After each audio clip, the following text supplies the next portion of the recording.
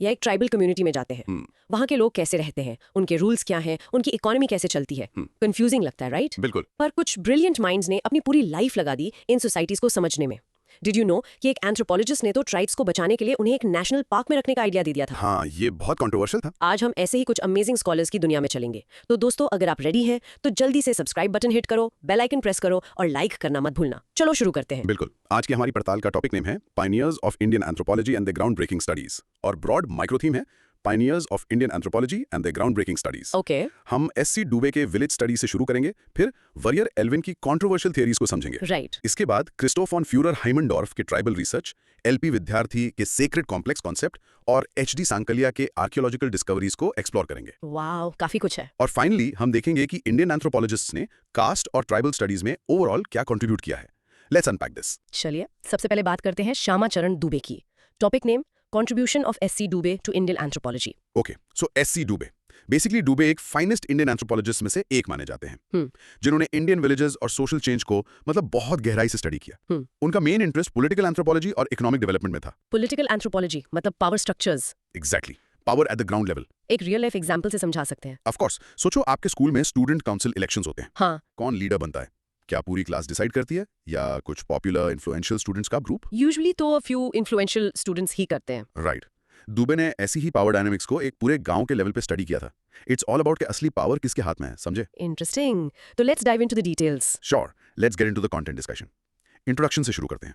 दुबे का background political science से था, लेकिन उनका इंक्लिनेशन, उनका झुकाव एंथ्रोपोलॉजी की तरफ हो गया। अच्छा। He was fascinated by how societies function at the micro level, इसलिए उन्होंने छत्तीसगढ़ और तेलंगाना जैसे एरियाज में एक्सटेंसिव फील्ड वर्क किया। ओके, एंड उनका काम इतना इंपॉर्टेंट क्यों है? इसका बैकग्राउंड क्या है? दुबे का काम इसलिए इंपॉर्टेंट है क्योंकि उन्होंने दिखाया कि इंडियन रूरल लाइफ कितनी कॉम्प्लेक्स है, सिर्फ खेती बाड़ी नहीं। राइट। उसके पीछे पूरा एक सोशल और इकोनॉमिक स्ट्रक्चर है जो पावर और हायरार्की से डीपली जुड़ा हुआ है। तो उनकी कोर लॉजिक क्या थी? उनकी पब्लिकेशंस के बारे में बताइए। हाँ, उनकी पहली मेजर बुक थी द कमार 1951, जो कमार ट्राइब पर एक फुल लेंथ मोनोग्राफ है। बट उनकी सबसे फेमस बुक है इंडियन विलेज 1955। इंडियन विलेज, मैंने इसके बारे में सुना है। इसमें उन्होंने शामिर पेट विलेज की स्टडी की और बताया कि कैसे गांव का इकोनॉमिक सिस्टम पूरी तरह से कास्ट सिस्टम के इर्द गिर्द घूमता है। और उनका सबसे बड़ा कंट्रीब्यूशन वो था एम एन श्रीनिवास के डोमिनेंट कास्ट कॉन्सेप्ट को चैलेंज करना। ओ। अपने paper dominant caste and village leadership 1961 में उन्होंने आर्ग्यू किया कि पॉलिटिकल पावर पूरी कास्ट में नहीं बल्कि कुछ गिने चुने पावरफुल इंडिविजुअल्स में कॉन्सेंट्रेटेड होती है। This is a very important point. बिल्कुल। और उन्होंने यूथ कल्चर पर भी काम किया। A study titled The Restive Students 1972 और Community Development पर India's Changing Villages 1958 जैसी बुक्स लिखी। तो उनका रियल वर्ल्ड इम्पैक्ट क्या था? उनका सबसे बड़ा इम्पैक्ट था पॉलिसी मेकिंग में। वो expert committee on tribal development 1972 के हेड थे, ओके। जिसके रिकमेंडेशन से ट्राइबल सब प्लान TSP बना। ये प्लान आज भी ट्राइबल डेवलपमेंट के लिए बहुत इंपॉर्टेंट है। Wow. So to conclude, Dube ने सिर्फ एकेडमिक काम नहीं किया, he was a true public intellectual जिन्होंने एंथ्रोपोलॉजिकल नॉलेज को सोसाइटी के बेटरमेंट के लिए यूज किया। That's his real legacy. Okay, this is fascinating. Let's do some cross questioning. First, उनका मेन आर्गुमेंट डोमिनेंट कास्ट के अगेंस्ट क्या था? सिंपल शब्दों में। पावर उस कास्ट के पास होती है जिसके पास लैंड, नंबर्स और सोशल स्टेटस हो, यानी द डोमिनेंट कास्ट। राइट। लेकिन दुबे ने कहा, होल्ड ऑन अ मिनट। उन्होंने ऑब्जर्व किया कि पावर पूरी कास्ट में इक्वली शेयर नहीं होती। अच्छा। बल्कि उस कास्ट के कुछ इन्फ्लुएंशियल, वेल्दी या पॉलिटिकली कनेक्टेड इंडिविजुअल्स ही सारे डिसीजंस लेते हैं। So for Dubey, power was individualistic, not a collective caste based attribute. Makes perfect sense. Second question, Indian village study इतनी माइलस्टोन क्यों मानी जाती है? ऐसा क्या खास था उसमें? उस टाइम तक ज्यादातर स्टडीज ब्रिटिश एडमिनिस्ट्रेटर्स करते थे for their own administrative purposes. Right, data collection के लिए। Exactly. Indian village was a milestone because it was one of the first comprehensive studies done by an Indian anthropologist to understand the village as a living, breathing social system. So it was an insider's perspective. Precisely. Dubey ने detailed field work से दिखाया कि economic life, rituals, politics सब कुछ कैसे cast से interlinked है। It was a holistic view जो उस टाइम पर रेवोल्यूशनरी था। Third, अगर उनका बैकग्राउंड पॉलिटिकल साइंस था तो उन्होंने एंथ्रोपोलॉजी को कैसे कनेक्ट किया? ये बहुत इंटरेस्टिंग कनेक्शन है। Political science deals with power and governance at a macro level, states, Nations, governments. हाँ। दुबे ने उन्हीं कॉन्सेप्ट्स को माइक्रो लेवल पर अप्लाई किया। एक सिंगल विलेज में उन्होंने विलेज लीडरशिप, फैक्शंस और डिसीजन मेकिंग को स्टडी किया जैसे कोई पॉलिटिकल साइंटिस्ट एक कंट्री को स्टडी करता है। So political anthropology. Exactly, he bridged that gap beautifully. Got it. Fourth question. Tribal sub plan TSP में उनका रोल कितना क्रिटिकल था? Extremely critical. As the head of the expert committee, Dubey was instrumental in shaping the TSP. ये plan इसलिए revolutionary था क्योंकि इसने पहली बार कहा कि ट्राइबल डेवलपमेंट के लिए स्पेसिफिक फंड्स एलोकेट होने चाहिए, ओके। जो नॉन लैप्सेबल और नॉन डाइवर्टेबल हों। उनकी एंथ्रोपोलॉजिकल इंसाइट्स ने इंश्योर किया कि प्लान सिर्फ इकोनॉमिक ना हो बल्कि ट्राइबल्स के कल्चरल और सोशल नीड्स को भी एड्रेस करे। He made sure the human element was central to policy. Brilliant. Last question on this, क्या हम कह सकते हैं कि दुबे एक अप्लाइड एंथ्रोपोलॉजिस्ट थे? एब्सोल्युटली 100%। अप्लाइड एंथ्रोपोलॉजी का मतलब ही है एंथ्रोपोलॉजिकल नॉलेज को रियल वर्ल्ड प्रॉब्लम सॉल्व करने के लिए यूज करना। तो वो सिर्फ थ्योरी नहीं लिख रहे थे। बिल्कुल नहीं, उन्होंने कम्युनिटी डेवलपमेंट, फैमिली प्लानिंग और ट्राइबल पॉलिसी पर एक्टिवली काम किया। उनका फोकस हमेशा सोसाइटी के बेटरमेंट पर था। So yes, he was a perfect example of N applied anthropologist. चलो पॉज करके इस पार्ट को जोर से बोलो। प्रैक्टिसिंग। एससी डुबे argued that political power is concentrated in few individuals, not the entire dominant caste. Practicing. And a mini recap. In short, SC Dube ने Indian village की पावर डायनामिक्स और इकोनॉमिक स्ट्रक्चर को caste से जोड़कर समझाया। Okay, एक Indian scholar से अब हम एक ब्रिटिश एंथ्रोपोलॉजिस्ट की तरफ चलते हैं। Topic name, contribution of Verrier Elwin to Indian anthropology. इनकी स्टोरी बहुत इंटरेस्टिंग है। हेडिंग है the story of Verrier Elwin and his national park theory. Yes, so doctor Verrier Elwin एक ब्रिटिश सेल्फ ट्रेन्ड एंथ्रोपोलॉजिस्ट थे जो initially India एक Christian missionary बन के आए थे। मिशनरी से एंथ्रोपोलॉजिस्ट। हाँ, लेकिन यहाँ आकर वो ट्राइबल कल्चर से इतना फैसिनेट हुए कि उन्होंने अपनी पूरी लाइफ उनकी स्टडी और एक्टिविज्म में लगा दी। Can you give a real life example to explain his core idea? जरूर। इमेजिन आप किसी को प्रोटेक्ट करने के लिए उन्हें दुनिया से काटकर एक सेफ बबल में रख दो, like a protective quarantine. Okay, क्या ये अच्छा है या बुरा? एल्विन का आइडिया कुछ ऐसा ही था ट्राइब्स के लिए, और इस पर बहुत मैसिव डिबेट हुई। I can imagine. Let's get into the content discussion. Okay, so introduction. Elwin का काम बहुत वाइड रेंजिंग था। उन्होंने यूथ डॉर्मेटरीज से लेकर ट्राइबल आर्ट तक और एक्सप्लॉयटेशन बाय नॉन ट्राइबल्स तक सब कुछ स्टडी किया। उनका फील्ड वर्क बहुत इमर्सिव था।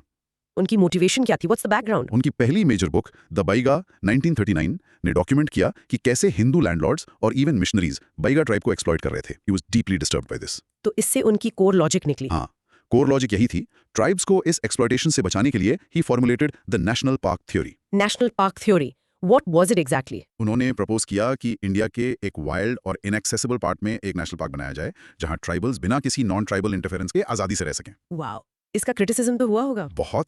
जीएस घुरे जैसे इंडियन नेशनल लीडर्स ने इसे बहुत क्रिटिसाइज किया। उन्हें नो चेंजर और आइसोलेशनिस्ट कहा गया। उनका आर्ग्यूमेंट था कि एल्विन ट्राइब्स को अलग थलग रखना चाहते हैं। फिर क्या हुआ? Did he change his stance? Yes he did. Elwin का इंटेंशन सिर्फ एक्सप्लॉयटेशन रोकना था। उन्होंने बाद में खुद एडमिट किया कि नेशनल पार्क टर्म एक गलती थी। अच्छा। अपनी बुक अ फिलॉसफी फॉर नेफा 1958 के सेकंड एडिशन में उन्होंने इस थियरी को डिस्कार्ड कर दिया और कंट्रोल्ड इंटीग्रेशन की पॉलिसी अपनाई। इसी बुक के फॉरवर्ड में पंडित नेहरू ने ट्राइबल पंचशील लिखा था। और उनके दूसरे काम? उनकी एक और फेमस बुक है मुरिया एंड देयर घोटूल 1947, जिसमें उन्होंने मुरिया गोंड्स के यूथ डॉर्मेट्री घोटूल के बारे में लिखा। तो उनका रियल वर्ल्ड इम्पैक्ट क्या था? भले ही उनकी थियरी कंट्रोवर्शियल थी, लेकिन उसने एक बहुत इंपॉर्टेंट डिबेट शुरू की। How should independent India treat it's tribal population? Isolation, assimilation या इंटीग्रेशन? ये डिबेट आज तक चलती है। सही बात है। एंड इन कंक्लूजन, एल्विन एक बहुत इन्फ्लुएंशियल फॉरेन एंथ्रोपोलॉजिस्ट थे। He served on several tribal affairs committees and was even an adviser to the government of NEFA. उनके काम ने इंडिया की ट्राइबल पॉलिसी को उसके शुरुआती सालों में शेप किया। ठीक है, first cross question. National park theory का कोर आइडिया क्या था और जीएस घुरिये ने उसे क्यों अपोज किया? The core idea was protection through isolation. Elwin ने देखा कि नॉन ट्राइबल्स, जिन्हें वो आउटसाइडर्स कहते थे, ट्राइब्स की जमीन छीन रहे थे और उन्हें एक्सप्लॉइट कर रहे थे। Right. So his solution was a temporary quarantine, एक प्रोटेक्टेड एरिया जहां ट्राइब्स अपने कल्चर के हिसाब से जी सकें। और घुरिये का ऑपोजिशन? जीएस घुरिये ने इसे अपोज किया क्योंकि उनका मानना था कि ये ट्राइब्स को इंडियन मेन स्ट्रीम से काट देगा। उन्हें लगा कि एल्विन ट्राइब्स को म्यूजियम पीसेस बनाकर रखना चाहते हैं, उन्हें डेवलपमेंट से दूर। It was a clash between protectionism and nationalism. Interesting. Second, Elwin ने अपना स्टांस आइसोलेशन से कंट्रोल्ड इंटीग्रेशन में क्यों चेंज किया? What was the trigger? The trigger was twofold. पहला, the heavy criticism he faced from nationalist leaders. He realized कि उनका national park metaphor गलत समझा जा रहा था। Okay. दूसरा, उनका अपना experience working with the government, specially in Nipah. He saw that complete isolation practical नहीं था। So he moved to controlled integration, कि ट्राइबल्स मेन स्ट्रीम से जुड़े, but at their own pace अपनी कल्चरल आइडेंटिटी के साथ। थर्ड क्वेश्चन, ट्राइबल पंचशील का Alvin के काम से क्या कनेक्शन है? बहुत डायरेक्ट कनेक्शन है। एल्विन की book a philosophy for Nipah इतनी इन्फ्लुएंशियल थी कि प्राइम मिनिस्टर जवाहरलाल नेहरू ने उसका फॉरवर्ड लिखा। राइट। उसी फॉरवर्ड में नेहरू ने 5 प्रिंसिपल्स आउटलाइन किए फॉर ट्राइबल पॉलिसी, जिसे ट्राइबल पंचशील कहते हैं। ये प्रिंसिपल्स एल्विन के कंट्रोल इंटीग्रेशन के आइडिया से हेवीली इंस्पायर्ड थे। जैसे allowing tribes to develop along the lines of their own genius, respecting their land rights etcetera. Got it. Fourth, ghotul के बारे में बताइए, वो क्या है और एल्विन का काम उस पर इतना इंपॉर्टेंट क्यों था? घोटुल मुरिया गोंड ट्राइब का एक यूथ डॉर्मेट्री था। ये एक ऐसी जगह थी जहां अनमैरिड बॉयज और गर्ल्स रहते थे, काम सीखते थे, सोशल लाइफ में पार्टिसिपेट करते थे। अच्छा। एल्विन ने इसे बहुत ब्यूटीफुली डॉक्यूमेंट किया। उनके लिए घोटुल फ्रीडम, लव और कम्युनिटी स्पिरिट का सिंबल था। It was important because it challenged the conservative Victorian morality of that time और एक बिल्कुल अलग ब्यूटीफुल सोशल लाइफ का तरीका दिखाया। एंड फिफ्थ, उनका जर्नी एक मिशनरी से एंथ्रोपोलॉजिस्ट बनने का कैसा रहा होगा? It was a complete transformation. वो इंडिया आए थे लोगों को क्रिश्चियनिटी में कन्वर्ट करने, लेकिन जब उन्होंने ट्राइबल कम्युनिटीज के साथ टाइम स्पेंड किया, ही रियलाइज कि उनकी अपनी कल्चर, उनके अपने बिलीफ सिस्टम्स बहुत रिच हैं। तो उनका पर्सपेक्टिव बदल गया। बिल्कुल, उन्हें लगा कि इनको कन्वर्ट करने से ज़्यादा ज़रूरी इनको एक्सप्लॉयटेशन से बचाना है। So he left the mission and dedicated his life to anthropology and activism. It was a journey from trying to change them to trying to protect them. Okay, now practice saying this aloud. Verrier Elvin proposed the national park theory for tribal protection, but later adopted a policy of controlled integration. Practice. And a quick mini recap. In short, Elwin ने tribal exploitation के against isolation का idea दिया, जो बाद में integration की policy में बदल गया। एल्विन के बाद एक और यूरोपियन स्कॉलर की बात करते हैं, इस बार ऑस्ट्रिया से। Topic name? Contribution of Christoph von Furer Haimendorf. इनका नाम थोड़ा ट्रिकी है। हाँ, हेडिंग है Furer Haimendorf, the ethnologist who lived with Indian tribes. Right. So Haimendorf एक ऑस्ट्रियल एथनोलॉजिस्ट थे जिन्होंने अपनी लाइफ के 40 साल इंडियन ट्राइबल कल्चर्स को स्टडी करने में बिताए। उनका focus north east India, central India और नेपाल के ट्राइब्स पर था। Can you give a real life example for his method? जरूर। इमेजिन आपको एक प्रोजेक्ट के लिए एक ऐसी जगह भेजा जाए जहां की लैंग्वेज आपको बिल्कुल नहीं आती। आप क्या करोगे? शायद एक ट्रांसलेटर यूज करोगे। हाँ, मोस्ट लाइकली। बट हैमंडॉफ का मानना था कि वहां के लोगों को समझने के लिए उनकी लैंग्वेज सीखना सबसे पहले जरूरी है। No translator, direct communication. That was his golden rule. Wow. Let's start the content discussion. Introduction. Haimendorf London university में प्रोफेसर थे। उन्होंने नागाज, चंचूज, गॉन्ड्स और शेरपा जैसे कई ट्राइब्स को स्टडी किया। And the background to his approach? उनका अप्रोच बहुत इमर्सिव था। ही ऑलवेज इंसिस्टेड कि एक एथनोग्राफर को फील्ड वर्क करने से पहले उस कम्युनिटी की लैंग्वेज अच्छे से सीखनी चाहिए। इस कमिटमेंट से उनका काम इनक्रेडिबली ऑथेंटिक बना। तो उनकी कोर लॉजिक क्या थी? Let's talk publications. Core logic की बात करें तो उनकी मेजर बुक्स में द नेकेड नागाज 1939, द चेंचूज 1943 और द शेरपाज ऑफ नेपाल 1964 शामिल हैं। और मैंने सुना उन्होंने फिल्म्स भी बनाई। सही सुना है, सिर्फ लिखा ही नहीं, he was a pioneer in visual anthropology. उन्होंने फिल्म्स भी बनाई, जैसे the land of the Gurkhas 1957 और the man who hunted heads, the Nagas of Assam 1970। So that's cool, no? Very cool. अपनी book tribes of India the struggle for survival 1982 में उन्होंने tribal problems, exploitation और weak government policies पर focus किया। तो वो भी आइसोलेशन मॉडल सपोर्ट करते थे? हाँ, एल्विन की तरह उन्होंने भी प्रपोज किया कि ट्राइब्स को आउटसाइडर्स के कॉन्टैक्ट से बचाना जरूरी है, क्योंकि इससे उनकी लैंड्स छिन रही हैं। So he also supported an isolationist model. और उनका रियल वर्ल्ड इम्पैक्ट? उनका काम गवर्नमेंट के लिए एक एडवाइजरी रोल में काम आया। He served as an adviser for tribes and backward classes in NEFA and Hyderabad. And in conclusion, Haimendorf उन रेयर फॉरेन एंथ्रोपोलॉजिस्ट में से थे जो ब्रिटेन या यूएसए से नहीं थे, जिन्होंने इंडियन एंथ्रोपोलॉजी पर गहरा इन्फ्लुएंस डाला। उनका काम एथनोग्राफिक डिटेल्स का एक खजाना है। Let's begin the cross questioning. First, Haimendorf के रिसर्च मेथड की सबसे यूनिक बात क्या थी? सबसे यूनिक चीज थी उनका strict non negotiable emphasis on language. Right, the golden rule. हाँ, उनका मानना था कि आप किसी कल्चर को तब तक अच्छे से नहीं समझ सकते जब तक आप उनकी लैंग्वेज में उनसे बात ना कर पाओ। ही बिलीव के ट्रांसलेशन में नुआंस, ह्यूमर और असली मतलब खो जाता है। तो लैंग्वेज सीखना एक टूल से ज्यादा था। बिल्कुल। For him learning the local dialect wasn't just a tool, it was the first and most essential step for any competent field work. Second, उन्होंने सिर्फ बुक्स ही नहीं, फिल्म्स भी बनाई। ऐसा क्यों किया होगा? This was very forward thinking for his time. वो समझते थे कि एक फिल्म ऐसी चीजें कैप्चर कर सकती है जो शब्द नहीं कर सकते। Visual anthropology. Yes, it can show rituals, dances, daily life or emotions in a much more direct and powerful way. It helps in preserving a culture जो शायद तेजी से बदल रही हो। और लोगों तक पहुंचती भी है। Exactly. It makes the culture accessible to a wider audience जो शायद dense academic books ना पढ़ें। It brings the people to life. Third, उनका आइसोलेशन मॉडल एल्विन के मॉडल से सिमिलर था या different? It was very similar in its core philosophy of protection. दोनों का मेन कंसर्न ट्राइबल एक्सप्लॉयटेशन था। ओके। दोनों का इनिशियल सोल्यूशन था एक बफर क्रिएट करना। डिफरेंस शायद कॉन्टेक्स्ट और टाइमिंग का था। एल्विन की थियरी ने 40s और 50s में एक नेशनल डिबेट शुरू की। हेमंडॉफ का काम स्पेशली उनकी 1982 की बुक पोस्ट इंडिपेंडेंस पॉलिसीज का एक क्रिटिकल असेसमेंट था। अच्छा। वो आर्ग्यू कर रहे थे कि मेन स्ट्रीम के साथ डेकेड्स ऑफ कॉन्टैक्ट ने ट्राइब्स को एक्चुअली हार्म किया है। Fourth question, tribes of India the struggle for survival, इस बुक का मेन मैसेज क्या था? The main message was a powerful warning. Title ही सब कुछ कह देता है। सही बात है। ही वाज आर्ग्यूइंग कि इंडिया में कई ट्राइब्स के लिए उनका मॉडर्न सोसाइटी से कॉन्टैक्ट डेवलपमेंट नहीं बल्कि स्ट्रगल फॉर सर्वाइवल था। उनकी लैंड्स, फॉरेस्ट्स और ऑटोनॉमी छीन रही थी और गवर्नमेंट पॉलिसीज उन्हें प्रोटेक्ट करने में फेल हो रही थी। So it was a call to action. Absolutely, a call to action to save tribal cultures from disappearing. And a final question on him, एक ऑस्ट्रियन स्कॉलर का इंडियन ट्राइब्स में इतना डीप इंटरेस्ट कैसे develop हुआ होगा? Sources में exact reason नहीं है, बट जनरली उस एरा के एंथ्रोपोलॉजिस्ट ऐसी कल्चर्स की तरफ अट्रैक्ट होते थे जो उनसे बहुत अलग हो। The other. यस, इंडिया अपनी इनक्रेडिबल डाइवर्सिटी के साथ एथनोलॉजी के लिए एक लिविंग लेबोरेटरी जैसा था। हेमंडॉफ जैसे किसी के लिए नागाज या गोंड्स को स्टडी करना एक चांस था to document unique social structures, इससे पहले कि वो ग्लोबलाइजेशन से हमेशा के लिए बदल जाएं। It was a race against time. चलो इस फैक्ट को याद रखो। Practicing, Führer Heimenthof emphasized learning the local language for competent fieldwork and documented tribes through both books and films. Practice this. Mini recap? In short, हैमंडॉफ ने immersive field work और language learning पर जोर दिया और tribal exploitation के खिलाफ आवाज उठाई। अब वापस इंडिया आते हैं। Topic name contribution of LP Vidyarthi to Indian anthropology. The heading is LP Vidyarthi and the complexes of Indian society. Yes, professor Lalita Prasad Vidyarthi एक और फाइन इंडियन एंथ्रोपोलॉजिस्ट थे जिनका शिकागो स्कूल ऑफ एंथ्रोपोलॉजी से स्ट्रॉन्ग एसोसिएशन था। उन्होंने छोटा नागपुर रीजन पर बहुत डिटेल काम किया। How can we understand his key concept with a real life example? Okay, सोचो, एक तीर्थ स्थान, पिलग्रिमेज साइट जैसे गया या वाराणसी। ठीक है। वहां क्या होता है? There are 3 things. एक स्पेसिफिक जगह, द सीक्रेट ज्योग्राफी, वहां होने वाले रिचुअल्स, द सीक्रेट परफॉर्मेंस, और पंडित या पुजारी, द सीक्रेट स्पेशलिस्ट्स। राइट। विद्यार्थी ने इन तीनों चीजों के कनेक्शन को एक सिंगल पावरफुल कॉन्सेप्ट का नाम दिया। I see. Let's get into the content discussion on this. Okay, introduction. Vidyarthi ने अपना पीएचडी यूनिवर्सिटी ऑफ शिकागो से किया था। He later became the head of the anthropology department at Ranchi university.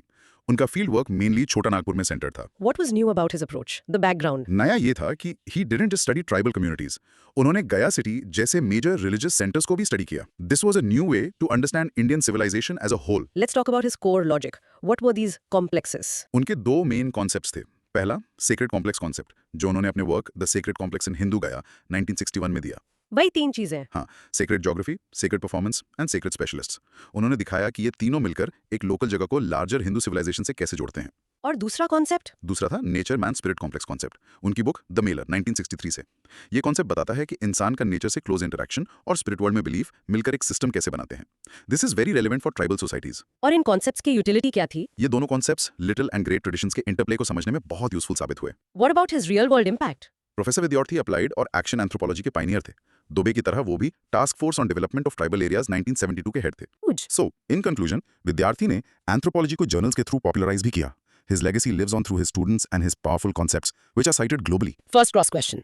Sacred complex को एक simple example से समझा सकते हैं, जैसे एक मंदिर के context में। बिल्कुल। Let's take a famous temple. The sacred geography is the physical temple itself. The idol inside, शायद पास की कोई पवित्र नदी। Okay. The sacred performance are the rituals you do there. The aarti, the prayers, the offerings. ठीक है। And the sacred specialists are the pundits or priests जो ये rituals करवाते हैं। Vidyarthi's genius was to show that these 3 elements are not separate. They form an interconnected complex that links a local temple to the larger pan-Indian Hindu civilization. Second, nature man spirit complex का idea tribal life के लिए इतना important क्यों है? क्योंकि बहुत सी tribal communities के लिए लाइफ, वर्क, रिलीजन और एनवायरनमेंट जैसे अलग-अलग बॉक्सेस में नहीं बटी होती। सब एक है। हाँ, सब एक इंटरकनेक्टेड रियलिटी है। The nature man spirit complex इसको परफेक्टली कैप्चर करता है। नेचर है फॉरेस्ट जिस पर वो डिपेंड करते हैं, मैन है उनकी कम्युनिटी और सोशल रूल्स, और स्पिरिट है उनका बिलीफ इन गॉड्स जो फॉरेस्ट में रहते हैं। तो तीनों एक दूसरे से जुड़े हैं। Constantly interacting. आप उनके फार्मिंग प्रैक्टिसेस, मैन, नेचर को उनके फॉरेस्ट स्पिरिट्स के बिलीफ्स के बिना नहीं समझ सकते। Third question, little and great tradition से इन कॉन्सेप्ट्स का क्या लेना देना है? बहुत गहरा लेना देना है। ग्रेट ट्रेडिशंस हैं पान इंडियन, टेक्स्ट बेस्ड ट्रेडिशंस जैसे वेदास में मिलती हैं। लिटिल ट्रेडिशंस हैं लोकल फोक ट्रेडिशंस। ओके। विद्यार्थी के कॉन्सेप्ट्स दिखाते हैं कि ये दोनों कैसे इंटरेक्ट करते हैं। गया का सेक्रेट कॉम्प्लेक्स दिखाता है कि कैसे एक local pilgrimage site, little tradition, larger Hindu civilization, great tradition से जुड़ती है। Got it. Fourth, tribal sub plan में विद्यार्थी और दुबे दोनों का कंट्रीब्यूशन था। तो उनके रोल्स में क्या डिफरेंस था? सोर्स नोट्स के हिसाब से दोनों इंस्ट्रूमेंटल थे।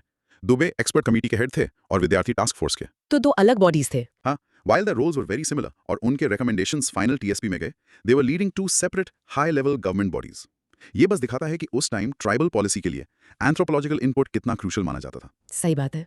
Fifth and final question, ICAS को इंडिया में होस्ट करवाना इतनी बड़ी अचीवमेंट क्यों थी? The ICAS is like the Olympics of anthropology. Okay. उसको 1978 में इंडिया में होस्ट करना बहुत बड़ी बात थी। इसने इंडियन एंथ्रोपोलॉजी को ग्लोबल स्टेज पर मजबूती से रखा। अच्छा। इसने दुनिया को दिखाया कि इंडिया सिर्फ एक ऐसी जगह नहीं है जिससे फॉरेन एंथ्रोपोलॉजिस्ट स्टडी करें, बल्कि ये सीरियस एकेडमिक वर्क का एक हब है अपने ब्रिलियंट स्कॉलर्स के साथ जो ग्लोबल कॉन्वर्सेशन को लीड कर सकते हैं। चलो इन 2 कॉन्सेप्ट्स को प्रैक्टिस करते हैं। Practice saying this aloud. LP Vidyarthi give 2 key concepts, sacred complex and nature man spirit complex. Let's practice. और एक mini recap. In short, Vidyarthi ने सेक्रेट कॉम्प्लेक्स और नेचर मैन स्पिरिट कॉम्प्लेक्स जैसे पावरफुल कॉन्सेप्ट्स दिए और इंडियन एंथ्रोपोलॉजी को international level पर represent किया। अभी तक हम सोशल और कल्चरल एंथ्रोपोलॉजी की बात कर रहे थे। अब गियर शिफ्ट करते हैं। Topic name, contribution of H.D. Sankalia to Indian anthropology. The heading is H.D. Sankalia, the pioneer of Indian archaeology. Exactly. Professor Hasmukh Dhirajlal Sankalia India के सबसे फाइन आर्कियोलॉजिकल एंथ्रोपोलॉजिस्ट में से एक थे। उन्होंने इंडिया में आर्कियोलॉजिकल एक्सकवेशन टेक्निक्स को पायनियर किया, बेसिकली जमीन के नीचे छुपे इतिहास को खोदने वाले एक्सपर्ट। एक रियल लाइफ एग्जांपल? जैसे एक डिटेक्टिव क्लूज जोड़कर एक क्राइम सॉल्व करता है, वैसे ही संकालिया जमीन से मिले पुराने टूल्स, पॉटरी और हड्डियों को जोड़कर हजारों साल पुरानी सिविलाइजेशंस की कहानी बताते थे। He was a detective of the past. Awesome analogy. Let's start the content discussion. Okay, introduction. Sankalia ने लंदन यूनिवर्सिटी से पीएचडी की थी और डेक्कन कॉलेज पुणे में प्रोफेसर थे, जिसे उन्होंने आर्कियोलॉजी का एक प्रीमियर सेंटर बना दिया। उनका काम इंपॉर्टेंट क्यों है? The background. उनका काम इसलिए इंपॉर्टेंट है क्योंकि उन्होंने साइंटिफिक मेथड से एक्सकवेशन करना शुरू किया। उन्होंने इंडियन आर्कियोलॉजी में डिसिप्लिन और सिस्टम लाया, जिससे इंडियन प्री हिस्ट्री की अंडरस्टैंडिंग बहुत क्लियर हुई। Let's talk about his core logic, his discoveries. हाँ, 1940s में उन्होंने साबरमती वैली में नए पैलियोलिथिक और मेसोलिथिक साइट्स खोजे। लंघनाज, गुजरात में उन्हें माइक्रोलिथिक टूल्स और ह्यूमन बरियल्स मिले। और चालकोलिथिक कल्चर के बारे में? 1950s में उन्होंने जॉर्वे, महाराष्ट्र को एक्सकवेट किया, जिससे महाराष्ट्र में पहली बार सेटल्ड फार्मिंग कम्युनिटी के सॉलिड एविडेंस मिले। This was a huge discovery. Wow. फिर 1956 में निवासा में उन्हें फ्लेक टूल्स मिले, जिससे इंडिया में एक distinct middle Palaeolithic phase establish हुआ। तो उन्होंने सिर्फ खुदाई नहीं की, कंसेप्चुअलाइज भी किया। बिल्कुल। उन्होंने इंडियन कॉन्टेक्स्ट के लिए एक नई एज टर्मिनोलॉजी प्रपोज की। उन्होंने कहा पैलियोलिथिक, मेसोलिथिक, नियोलिथिक की जगह early, middle, later stone age use करना चाहिए। इंटरेस्टिंग। और उन्होंने इंडियन नियोलिथिक कल्चर को भी 2 पार्ट्स में डिवाइड करने का सजेशन दिया, पूरे नियोलिथिक एंड नियोलिथिक चालकोलिथिक। उनका रियल वर्ल्ड इम्पैक्ट क्या था? उन्हें 1974 में पद्म भूषण मिला। उन्होंने आर्कियोलॉजी को स्टूडेंट्स के लिए एक्सेसिबल बनाया, अलग-अलग लैंग्वेजेस में आर्टिकल्स लिखकर। उनके स्टूडेंट्स जैसे वीएन मिश्रा खुद बहुत बड़े स्कॉलर्स बने। सो इन कंक्लूजन, संकालिया ने इंडियन आर्कियोलॉजी को एक स्ट्रॉन्ग साइंटिफिक फाउंडेशन दिया और प्री हिस्ट्री की हमारी समझ को कंप्लीटली बदल दिया। Okay, cross questioning time. First, Sankalia की सबसे इंपॉर्टेंट डिस्कवरी कौन सी मानी जाती है और क्यों? It's hard to pick just one, but many would say the excavation of Jorwe in Maharashtra was a game changer. क्यों? क्योंकि इससे पहले महाराष्ट्र में सेटल्ड फार्मिंग लाइफ के कॉन्क्रीट एविडेंस नहीं थे। जोरवे कल्चर की डिस्कवरी ने इंडिया के Chalcolithic period, copper stone age में एक पूरा नया चैप्टर खोल दिया। अच्छा। उससे पता चला कि लोग कैसे रहते थे, क्या खाते थे, कैसी पॉटरी यूज करते थे। इसने हमारी नॉलेज में एक बहुत बड़ा गैप भर दिया। सेकंड, उन्होंने पैलियोलिथिक, मीजोलिथिक, नियोलिथिक टर्मिनोलॉजी को क्यों चेंज करना चाहा? What was his logic? उनका लॉजिक था कि यूरोपियन 3H सिस्टम इंडिया में मिले एविडेंस पर पूरी तरह फिट नहीं बैठता। उन्हें लगा कि इंडिया में फेजेस के बीच का ट्रांजिशन अलग था। तो ये एक इंडिजिनस अप्रोच था। एग्जैक्टली। नई टर्मिनोलॉजी प्रपोज करना उनका तरीका था, एक ऐसा क्लासिफिकेशन सिस्टम बनाने का जो इंडियन डेटा पर बेस्ड हो, ना कि यूरोप से ब्लाइंडली बोरो किया गया हो। It was an argument for an indigenous self confident understanding of Indian prehistory. Third, आपने जोरवे कल्चर मेंशन किया, ये क्या है? जोरवे कल्चर उस कैलकुलेथिक फार्मिंग कम्युनिटी का नाम है जिसे संकालिया ने जोरवे साइट पर डिस्कवर किया। इसकी मेन पहचान है इसकी डिस्टिंक्टिव पेंटेड पॉटरी, एक beautiful black on red ware. उससे क्या पता चला? इसकी डिस्कवरी से पता चला कि लगभग 1500 BC के आसपास महाराष्ट्र में लोग गांव में रहते थे, खेती करते थे और एनिमल्स पालते थे। It gave a detailed picture of life from a time for which we have no written records. Fourth question, एक आर्कियोलॉजिस्ट और एक हिस्टोरियन में क्या फर्क होता है संकालिया के काम के कॉन्टेक्स्ट में? That's a great question. एक हिस्टोरियन प्राइमरली रिटन रिकॉर्ड्स पर डिपेंड करता है, texts, inscriptions, documents. Right. But Sankalia pre historic period का स्टडी कर रहे थे, जिसके लिए कोई रिटन रिकॉर्ड्स नहीं है। सो एक आर्कियोलॉजिस्ट जैसे संकालिया मटेरियल रिमेन्स से हिस्ट्री रिकंस्ट्रक्ट करता है, टूल्स, पॉट्स, बोन्स, रूइंस। तो वो जमीन से हिस्ट्री पढ़ते हैं। Exactly. He reads history from the ground, not from a book. Sankalia का काम वहां शुरू होता है जहां हिस्टोरियन के सोर्सेस खत्म हो जाते हैं। एंड फिफ्थ, पद्म भूषण मिलना उनके कंट्रीब्यूशन को कैसे वैलिडेट करता है? पद्म भूषण इंडिया के हाईएस्ट सिविलियन ऑनर्स में से एक है। यह अवार्ड मिलना एक नेशनल रिकॉग्निशन था कि एच.टी. संकालिया का काम सिर्फ एकेडमिक सर्कल्स के लिए नहीं, बल्कि नेशन की हेरिटेज और आइडेंटिटी के लिए एक सिग्निफिकेंट कंट्रीब्यूशन था। सही बात है। It validated his status as the father of modern Indian scientific archaeology. ये थोड़ा टेक्निकल है, but let's try. Practice saying H D. Sankalia pioneered archaeological excavations in India, discovering sites like Jorwe and Langnaj. Practice. और mini recap. In short, Sankalia ने Indian prehistory को scientific excavation से uncover किया और उसके क्लासिफिकेशन के लिए नए आइडियाज दिए। ओके, अब इंडिविजुअल स्कॉलर्स से हटकर एक ब्रॉडर टॉपिक पर आते हैं। Topic name, contributions of Indian anthropologists to caste studies. Heading है unpacking caste, the anthropological perspective. Right. Basically ये टॉपिक इस बारे में है कि एस.सी. रॉय से लेकर एम.एन. श्रीनिवास तक इंडियन स्कॉलर्स ने कास्ट सिस्टम के ओरिजिन, फीचर्स, पावर रिलेशंस और चेंज को कैसे समझा। एक real life example to set the stage. Absolutely. हमने देखा है कि शादी, ऑक्यूपेशन या सोशल स्टेटस में आज भी कहीं ना कहीं कास्ट का रोल होता है। हाँ। एंथ्रोपोलॉजिस्ट ने इसी ग्राउंड रियलिटी को स्टडी किया कि ये सिस्टम इतना रेजिलिएंट क्यों है और क्या ये मॉडर्न इंडिया में बदल रहा है। Okay, let's dive into the content discussion. Introduction. While British administrators ने कास्ट स्टडी करना शुरू किया, साइंटिफिक स्टडी का क्रेडिट इंडियन एंथ्रोपोलॉजिस्ट को जाता है। तो शुरुआती स्टडीज कैसी थी? The background early studies. पहले एस.सी. रॉय और B.S. गुहा आए। उन्होंने एंथ्रोमेट्रिक, बॉडी मेजरमेंट्स और serological blood group data use करके कास्ट को स्टडी किया। फिर G.S. घुरिया ने अपनी classic book cast and race in India 1932 में इसका डिटेल अकाउंट दिया है। और आजादी के बाद कोर लॉजिक में क्या बदलाव आया? आजादी के बाद फोकस विलेज स्टडीज पर शिफ्ट हो गया to understand the ground reality. S.C. Dubey, M.N. Srinivas, D.N. Majumdar ने इस पर इंपॉर्टेंट काम किया और उन्होंने डायनामिक एस्पेक्ट्स को देखा। यस। M.N. श्रीनिवास ने पावर रिलेशंस, सोशल मोबिलिटी और चेंज पर फोकस किया। उन्होंने संस्कृताइजेशन और डोमिनेंट कास्ट जैसे फेमस कॉन्सेप्ट्स दिए। ट्रेडिशंस का इंटरप्ले भी स्टडी हुआ। हाँ, इनके बोस, सुराजीत सिन्हा और एलपी विद्यार्थी जैसे स्कॉलर्स ने लिटिल लोकल और ग्रेट यानी पैन इंडियन ट्रेडिशंस के इंटरप्ले को स्टडी किया। इन सब स्टडीज का रियल वर्ल्ड इम्पैक्ट क्या था? सबसे पहले डायनामिज्म। इन स्टडीज ने प्रूव किया कि कास्ट सिस्टम स्टैटिक और रिजिड नहीं है जैसा पहले माना जाता था। कॉन्सेप्ट्स लाइक संस्कृताइजेशन ने इसकी डायनामिज्म को हाईलाइट किया। और मॉडर्न फोर्सेस का क्या? उन्होंने ये भी समझाया कि कास्ट सिस्टम मॉडर्न फोर्सेस जैसे डेमोक्रेसी और मार्केट इकोनॉमी के साथ कैसे अडेप्ट कर रहा है। पॉलिसी के लिए भी इंपॉर्टेंट था। बहुत। The insights from these studies have been crucial for policy formulation, जैसे रिजर्वेशन पॉलिसीज और rural development programmes. So in conclusion, Indian anthropologists ने कास्ट को सिर्फ एक रिजिड सोशल स्ट्रक्चर की तरह नहीं, बल्कि एक डायनामिक लिविंग सिस्टम की तरह देखा और उसकी कॉम्प्लेक्सिटीज को दुनिया के सामने रखा। Time for cross questions. First, Sanskritisation concept को सिंपल लैंग्वेज में कैसे एक्सप्लेन करेंगे? Sanskritisation M.N.. श्रीनिवास का कॉन्सेप्ट है। सिंपल लैंग्वेज में ये वो प्रोसेस है जिसके थ्रू एक लोअर कास्ट एक अपर कास्ट के रिचुअल्स, कस्टम्स और वे ऑफ लाइफ को अडॉप्ट करती है। सोशल लैडर में ऊपर जाने के लिए। Exactly.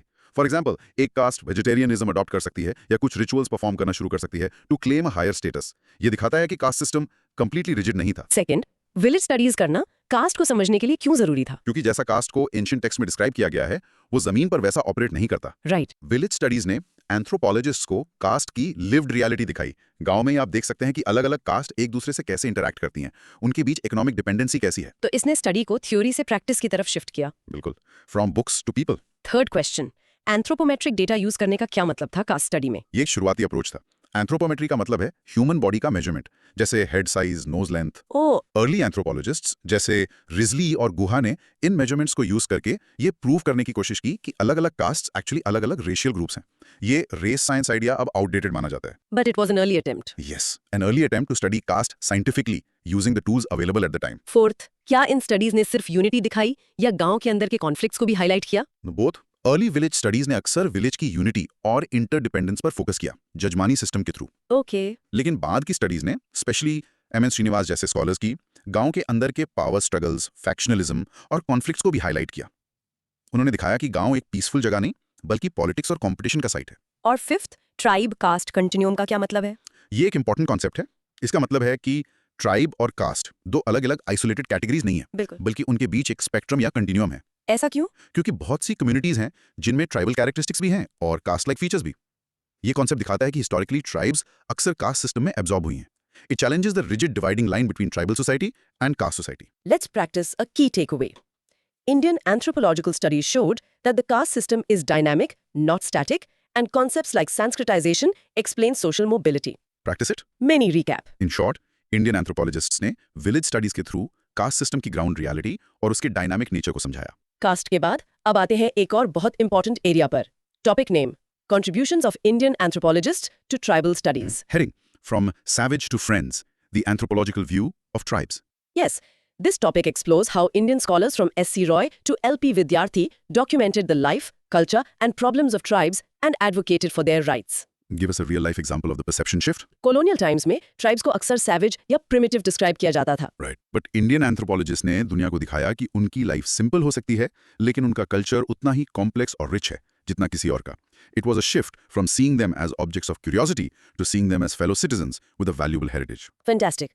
Let's do the final content discussion. Okay. Introduction. Colonial administrators ने डेटा कलेक्शन शुरू किया, लेकिन ट्राइब्स पर एक्सटेंसिव फील्ड वर्क करने वाले पहले इंडियन थे S.C. Roy. And the background. Background. Early monographs. S.C. Roy ने मुंडा एंड देयर कंट्री 1912 और द ओरान ऑफ छोटा नागपुर 1915 जैसी मोन्यूमेंटल मोनोग्राफ्स लिखी। उनके बाद D.N. मजुमदार और N.K. बोस ने इस ट्रेडिशन को आगे बढ़ाया। आजादी के वक्त एक बड़ी डिबेट हुई थी, राइट? द कोर लॉजिक, हाँ। द बिग डिबेट, ट्राइब्स का फ्यूचर क्या हो।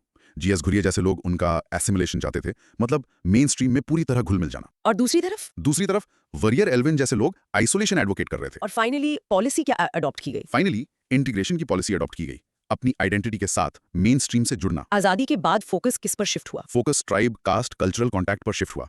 N.K. बोस का Hindu method of tribal absorption 1941 एक इंपॉर्टेंट वर्क है, और एलपी विद्यार्थी की द मालर 1963 ने ट्राइबल सोशल सिस्टम को अफेक्ट करने वाले फैक्टर्स को समझा। इनका रियल वर्ल्ड इंपैक्ट क्या था? सबसे पहले डिस्पेलिंग नोशंस, उन्होंने सैवेज वाली कॉलोनियल नोशन को खत्म किया।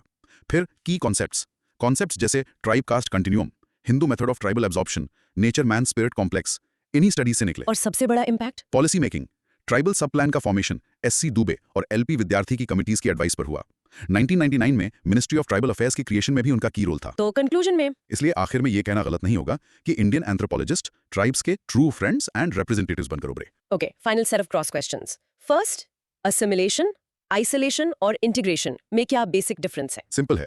असिमिलेशन मतलब ट्राइब्स अपनी यूनिक आइडेंटिटी छोड़कर डोमिनेंट कल्चर में पूरी तरह मर्ज हो जाएं। ओके, आइसोलेशन मतलब उन्हें मेन स्ट्रीम से अलग रखा जाए टू प्रोटेक्ट देयर कल्चर। और इंटीग्रेशन? इंटीग्रेशन, जो पॉलिसी अडॉप्ट हुई, वो मिडिल पाथ है।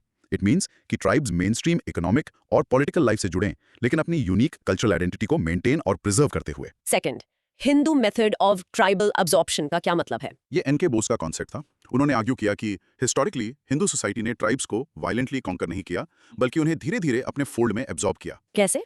ट्राइब्स धीरे-धीरे हिंदू गॉड्स, रिचुअल्स और कास्ट स्ट्रक्चर अडॉप्ट कर लेती थी और हिंदू सोसाइटी का हिस्सा बन जाती थी, usually at the lower rungs. It was a process of cultural, not military absorption. Third, what is a monograph and why were SC. Roy's monograph so important? A monograph एक डिटेल्ड बुक लेंथ स्टडी होती है on a single specific subject. ठीक है। SC. Roy की monographs मुंडा और ओराउन tribes पर इसलिए important थी क्योंकि वो इन कम्युनिटीज पर किसी इंडियन स्कॉलर द्वारा की गई पहली कॉम्प्रिहेंसिव इन डेप्थ स्टडीज थी। उन्होंने सब कुछ मेटिकुलसली डॉक्यूमेंट किया।